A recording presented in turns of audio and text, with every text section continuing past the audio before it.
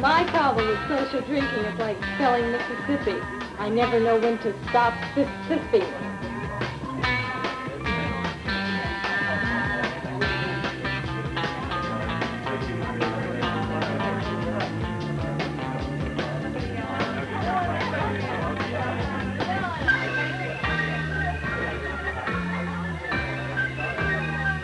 Come on, Mike. Time to go home. Oh, wow, I must have conked out for a minute. More like 30 super drinkers. I had a nightmare, a real Lulu. Wow. What about? I don't know, but it was really something else.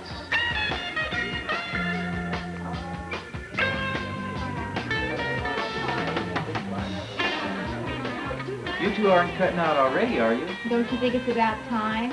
Is he okay to drive? Of course I'm okay. I know my limit. It's the other guy that doesn't know his limit that you gotta worry about. I know when to cork the bottle.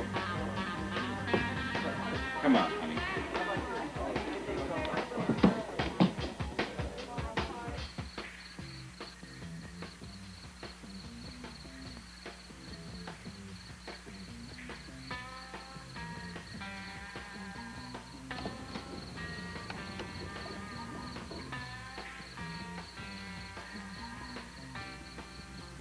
Anything wrong? No, nothing's wrong.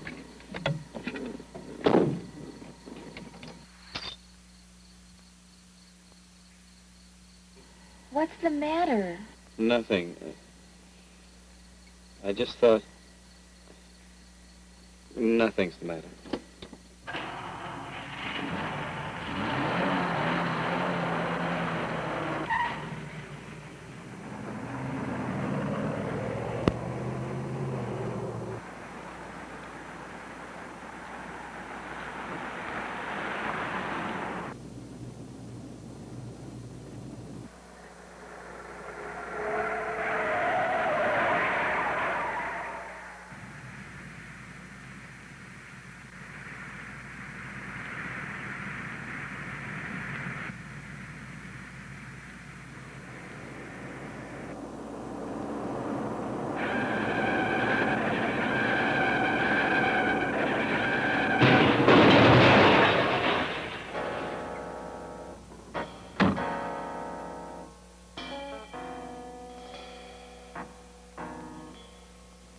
Sir, would you step out of the car, please? Before taking Mike to the station to book him, the arresting officers determine in the field that, in their opinion, he is driving while under the influence of alcohol. And they give him the choice of how he wants his blood alcohol level determined: through blood analysis, urinalysis, or by breathalyzer. Mike chooses this device. The breathalyzer is a photometric device that accurately measures the blood alcohol level by testing a sample of breath from deep within the lungs. It is the preferable method because it gives immediate results. No laboratory time is necessary, and the device will therefore be able at once to indicate a possible diabetic or narcotics reaction, producing an effect similar to intoxication in the subject, so that appropriate help may be given. Mike is put through a sobriety test with a camera recording his actions. He's well aware of this, of course, but he's not worried. One of the peculiar effects of alcohol is that it makes you believe your senses and control are more acute than usual. What really happens is that the human computer is slowed down and acts erratically. And finally, Mike is placed in the drunk tank to sober up. The arrest, the booking, the sobriety test, and now this, a humiliating, undignified experience. Dignity is one of the few things that cannot be preserved in alcohol.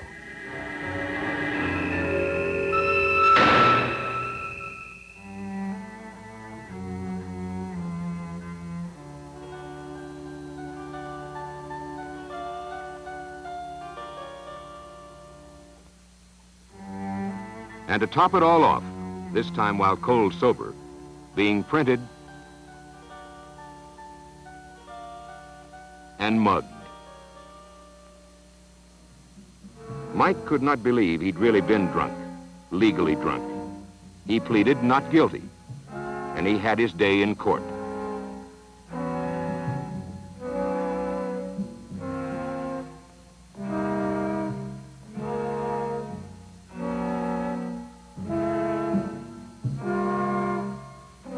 Well, Mr. Edwards, would you like to change your plea? Yes, Your Honor, I want to plead guilty. Like most drinking drivers, Mike was shocked when he saw the film record of himself and his behavior. The breathalyzer test showed his blood alcohol level at 0.15%, well above the level generally recognized as the point of intoxication. The judge studies Mike's driving record and finds him a proper subject for a very special personal traffic safety class. Mr. Edwards, it is this court's recommendation that you attend a special traffic school, course given for motorists with a drinking driving problem, such as yours.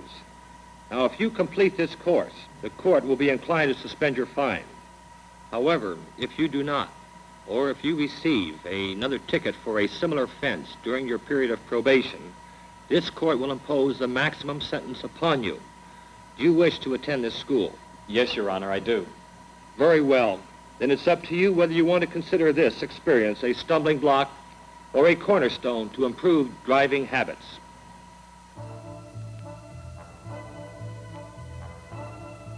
The special traffic safety classes designed for motorists who have been driving while under the influence of alcohol are usually held in the evening. The course is conducted by an instructor who is thoroughly familiar with his subject. All right, that takes care of the preliminaries. Remember, everything that we talk about here, our rap sessions, are all strictly confidential.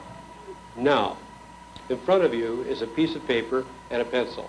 For a starter, I want you to write down an account of your activities during the hours preceding your arrest. Never mind signing your literary efforts.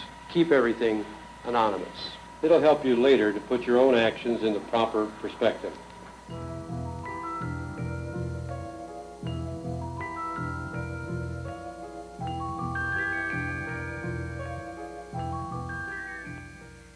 I guess it was at the lake with Wendy. All I had was a few beers. I didn't think that was enough to hurt anybody. I mean, beer's only got about 4% alcohol, not enough to affect anybody's driving.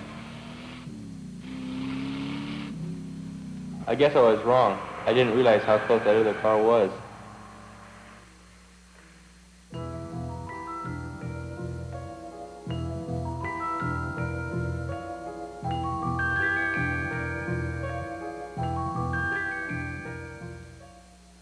We play bridge every Thursday afternoon. We always have a couple of, well, social drinks. Certainly not enough to affect anybody. I didn't see that stop sign. I just didn't. And I didn't see the police car either.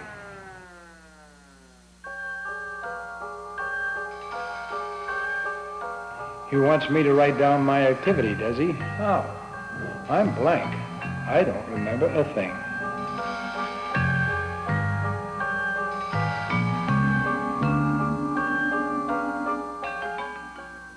Well, I had 1 2 minutes down at Jackson, that's all. But I sure didn't feel drunk.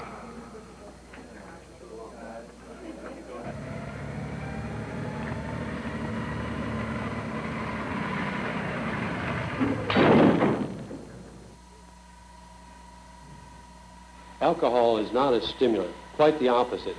It is a depressant. Medically classed as a drug, it acts on the central nervous system as an anesthetic to depress the activities of the brain and spinal cord.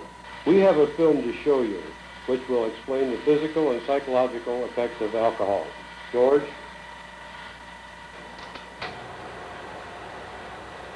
Alcohol is formed in sugary liquids through the process of fermentation, during which part of the sugar is changed into alcohol. Alcoholic beverages vary in the amount of alcohol they contain, from beer, which contains about 4% alcohol, to straight spirits, such as whiskey or rum, with about 45%. Alcohol is absorbed directly into the bloodstream from the stomach and the intestines. The speed and amount of absorption is influenced by food, fatigue, worry, and physical condition, and by your weight, as well as the concentration of the alcoholic beverage. Alcohol has no food value, only calories, lots of them. The amount of alcohol in the blood is measured by weight, expressed in percent, like this. A person with 0.10% is generally considered legally to be under the influence. No two people react exactly the same to alcohol, but in general, here are 6 stages a drinker goes through as his blood alcohol increases. After 3/4 of an ounce of 90 proof whiskey, for instance, consumed in 1 hour, his blood alcohol will be 0.01%. He is hardly influenced. His actions are normal. 1 full ounce gives him 0.02%. He feels elated, pleasantly sociable, slightly high. 2 to 3 ounces give him 0.05%. His inhibitions are lessened. He behaves impulsively. His reaction time and coordination are impaired. 5 to 6 ounces, 5 or 6 drinks give him 0.10%. He's confused. He staggers. His speech is slurred. His control is gone. He is drunk. After 16 ounces, he has 0.30% blood alcohol, and he'll be stuporous, unable to function at all. And with 24 ounces, he'll have 0.40 to 0.50%, and he'll be unconscious. But long before that, beginning with the very first drink, not only is his reaction time impaired, but also his vision. Alcohol causes visual distortion. Things may become blurred and indistinct. Another problem is tunnel vision. The field of vision narrows and side vision is decreased. And even a couple of drinks can reduce visual acuity as much as wearing dark glasses, an effect especially dangerous at night. And what about the effect on a driver's reaction time and coordination? This driver is driving through a moderately complicated course. He has not been drinking. Driving a car is the most complicated psychomotor operation the average person engages in daily. The brain must recognize situations, exercise judgments, and make decisions, and the muscles must carry them out. Motorists in everyday traffic must make and respond to a decision on the average of once every 20 seconds. This is the same driver attempting to negotiate the same course after a few drinks, not enough to make him legally intoxicated. Studies have shown that drivers with blood alcohol levels of between 0.05 and 0.10% overrate their driving ability, take more chances, display delayed reaction time, and impaired coordination. The body disposes of alcohol at the rate of about 1 ounce each hour. Nothing can speed that up. If you're going to drive, it's best not to drink. If you do drink, a reasonable guide, no matter how well you think you can hold your liquor, is to have no more than 1 drink per hour. That 1 drink for the road could be your last, ever. That's an important thing to remember. Only time can rid your body of alcohol. Isn't there some way you could sober a person up faster, like fresh air? No, you cannot speed up the process of eliminating alcohol in the body with fresh air, cold showers, or exercise. What about black coffee? Lots of it. That'll keep him awake. It will, and you'll have a wide-awake drunk full of black coffee. There's a definite correlation between drinking and traffic accidents. We have another film to show you. You may not enjoy watching the stark reality of it, but I'm certain it'll make you think.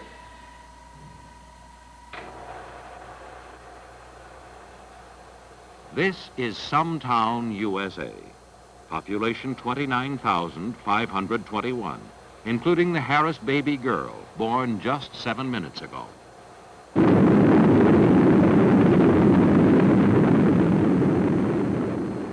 Survivors? None. Dead?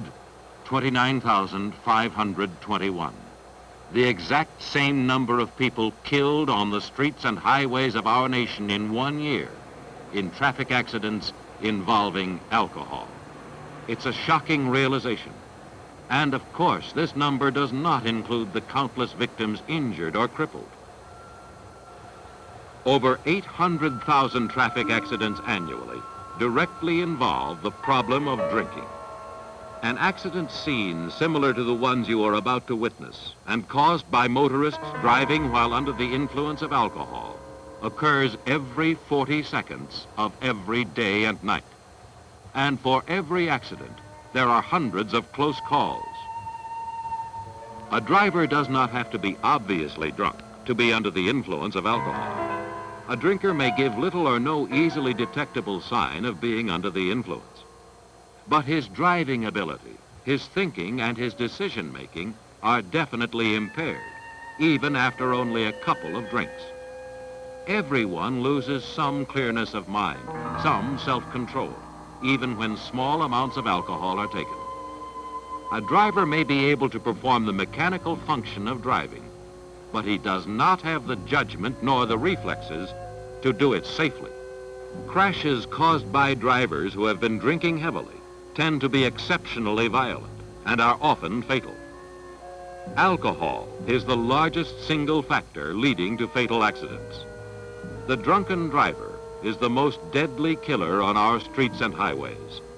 Of the 57,000 traffic deaths that occur each year, he is responsible for more than half. Especially tragic is the fact that much of this annual highway havoc, this destruction of property, this loss of life and limb, involves completely innocent people as well. One medical examiner estimates that 44% of the drivers killed were innocent victims of drinking drivers. If you drink, that's your own business. But if you drink and drive, that's everybody's business.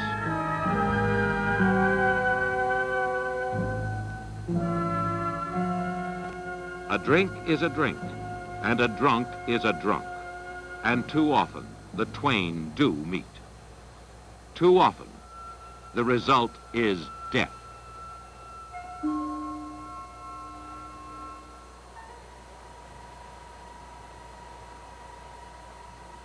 Consider this. Most fatal accidents are first accidents. There's no second chance. All of you here have been given a second chance, an opportunity to improve your driving habits. Don't muff it. Opportunity knocks only. Temptation leans on the doorbell. Remember what you've learned here. Make up your mind to grab this opportunity to improve. But don't forget, improvement begins with I. Right now is the beginning of the rest of your life. Fewer than 1% of the drivers who complete these special classes are rearrested for driving while under the influence of alcohol. An impressive record. The remaining 99% stay out of trouble. Unfortunately, Mike was not one of them. He had been shaken by his experience. For a while, he didn't drink when he knew he would be driving. But then,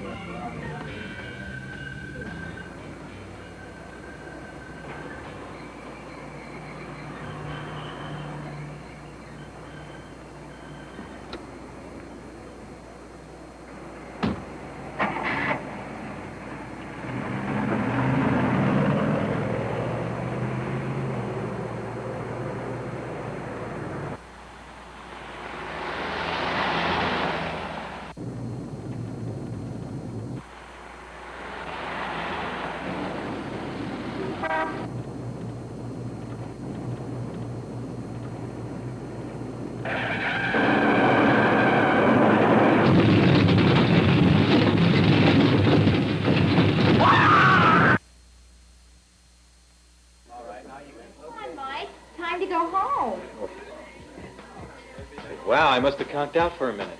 More like 30, super drinker. I had a nightmare, a real Lulu. Wow. What about? I don't know, but it was really something else.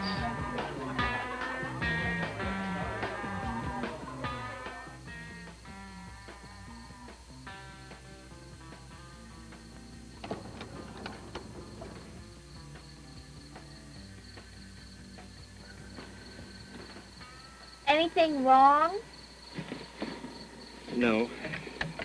No, nothing's wrong.